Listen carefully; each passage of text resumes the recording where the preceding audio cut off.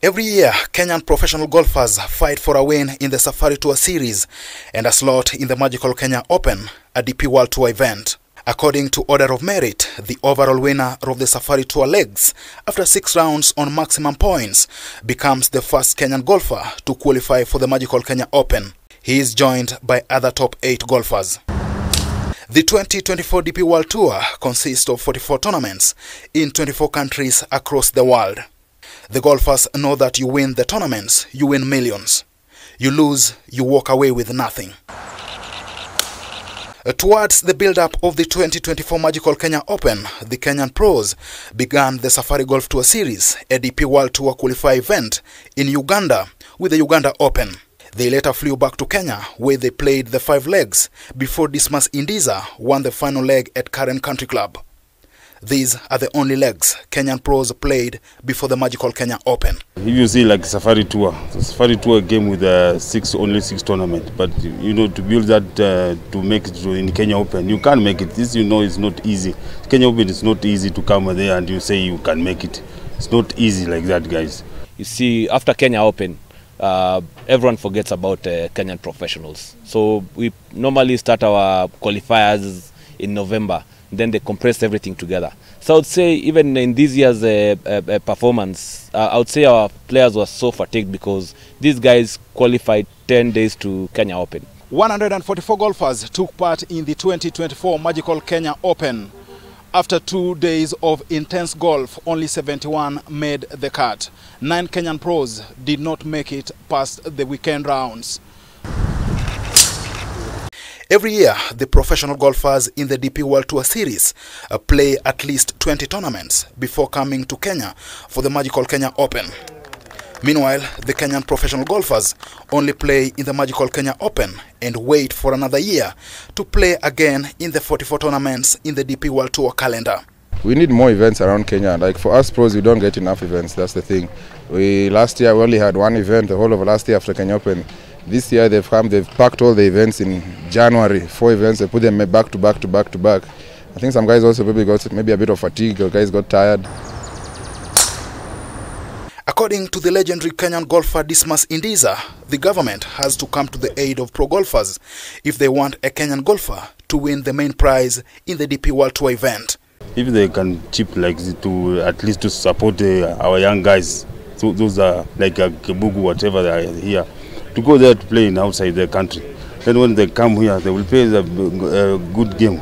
Like when I shoot minus 18 in Karen, you know that course was like a Kenya Open. Indiza is having 25 years experience playing in the Magical Kenya Open.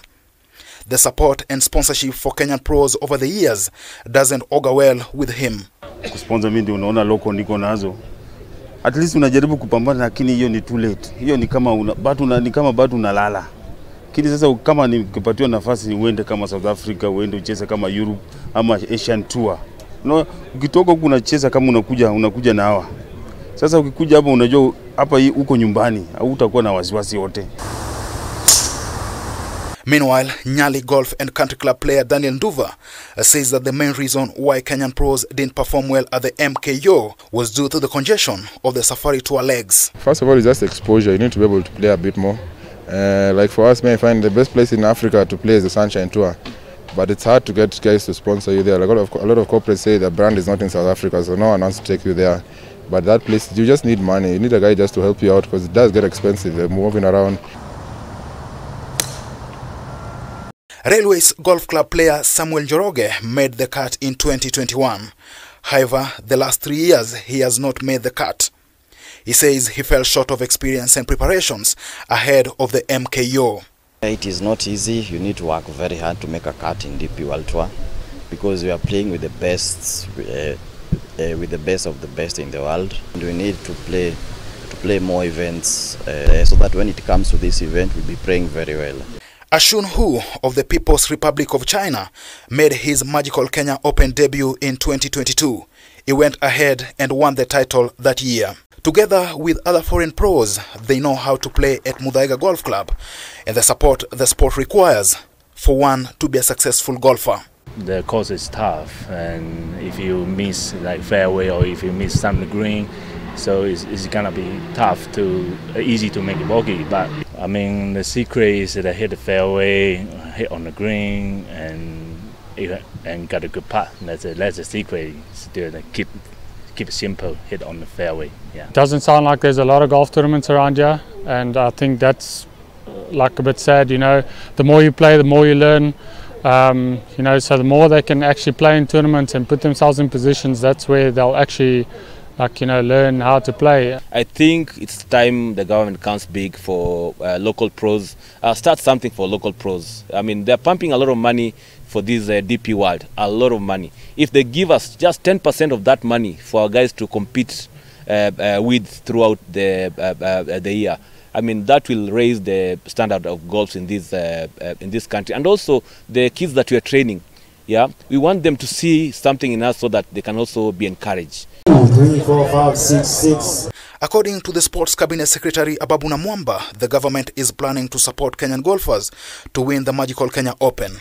However, the government promises have never been fruitful in the 57-year history of the golf event. Our collective aspiration is to witness a Kenyan crowned as the champion of this esteemed tournament. Recognizing that this achievement takes time, we commend the golfing community for initiating fundraising efforts for a high-performance academy in Kasarani. This academy will nurture young talent, molding them into complete golf professionals capable of competing globally.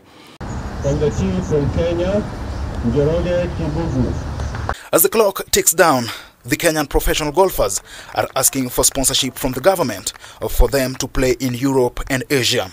According to them, that is the only way they will be at par with the foreign pro golfers.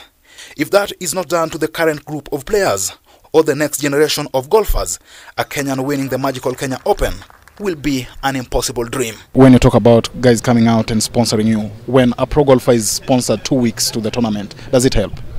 Not really. It just helps for the week now. Like, I could sort out my caddy fee, transport around, entrance fee. Entrance fee was a bit expensive also. That helps, but they need to now start, when they're picking us, they need to start with us from the beginning of the season. Reporting for K24 TV, I'm Chris Migwambo.